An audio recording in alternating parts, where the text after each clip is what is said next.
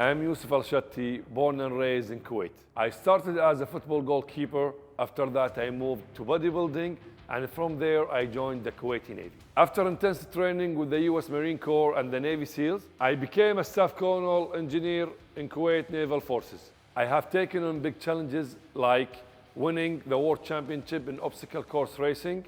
Also, I was the first Kuwaiti ever to qualify and finish the World Championship Ironman in Kona, and I was the first Arab ever to summit the South Summit in Everest without oxygen. I am a Guinness World Record holder for the fastest swim in bay as well. My motto, why not?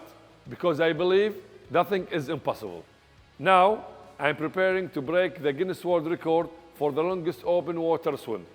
Stay consistent, lead by example, and always give back. Together, we can make the impossible possible.